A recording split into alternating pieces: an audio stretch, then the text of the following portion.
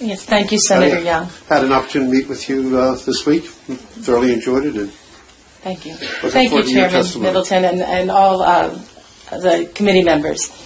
I'm here to tell you a little bit about Ethan and what I've done since that time. There will be plenty of people letting you know specifics about the bill and available for your questions. I want to show you just a few pictures because I want you to know that Ethan was a real human being. And this is a picture of him and his little brother and little sister. So he was a member of a family. You know, he attended his regular elementary school, and he was a valued member of our community. He was my oldest son. He had just turned 26 2 days before he was killed. The last picture I have of him is of his birthday dinner. He was a very well-loved young man. There were over 400 people that came to his funeral service. Ethan was an integral member of Damascus Road Community Church. He attended 9 o'clock and 11 o'clock service every single Sunday, front row seat, taking pictures of the worship team the entire time, and of pastor. He made his rounds every Sunday morning. There are many, many people right now who no longer get their Sunday morning hug because he's not there. And many people I didn't even know. Ethan made relationships that I was completely unaware of. But those people dearly miss him because he's no longer giving love that he gave every Sunday morning. As you know, Ethan had Down syndrome. If we have to qualify that by any number, he had an IQ well tested around 40. He did not read. He had good receptive language. He understood, but he had very difficult time with expressive language, especially if he was stressed. He had an infectious laugh. So you've heard Senator Young told you a little bit about what happened that night, so I won't belabor that point, but what happened to him that night was completely avoidable. My son attended that theater almost every week. He didn't handle his own money. He didn't drive himself. He had a dedicated set of staff. I know that you've been asked about direct care staff a lot this year. This is a picture of Ethan and one of his full-time staff members, Chris, who was completely best friends.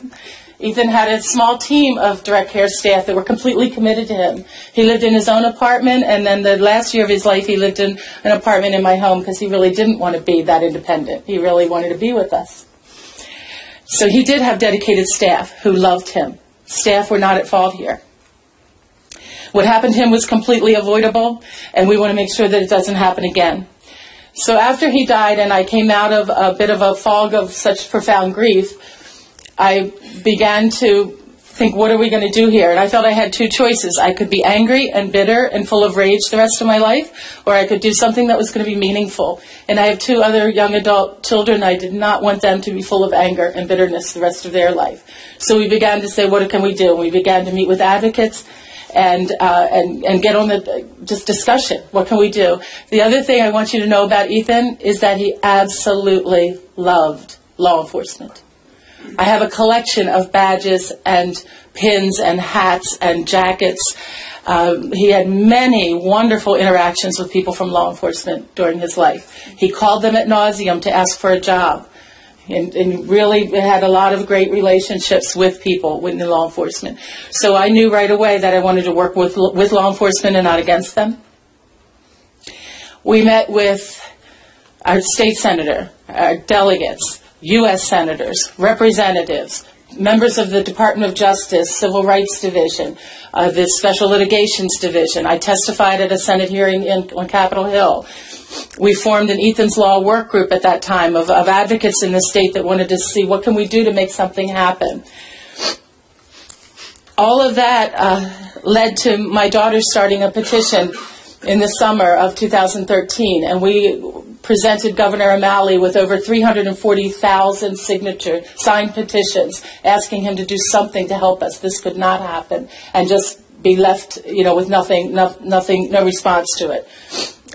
Governor O'Malley's response was the executive order that established the Commission for the Effective Community Inclusion of Individuals with Intellectual and Developmental Disabilities. And that commission was made up of law enforcement disability advocates, individuals with developmental disabilities, and state agency folks. And I have been privileged to be a participant, although not a commission member, in everything they've done for 18 months, and they have been phenomenal. Some of the commission members are here and will tell you specifics of their work. They took the charge from the executive order seriously. Under the leadership of Chairman Tim Shriver, they came out with some wonderful recommendations. And what I am here to ask you is that you please listen to what the work of the commission was. They worked wonderfully together. Please listen to their recommendations. Please consider this bill. And again, I need your attention. We need your help. This cannot happen to another family. My son did not deserve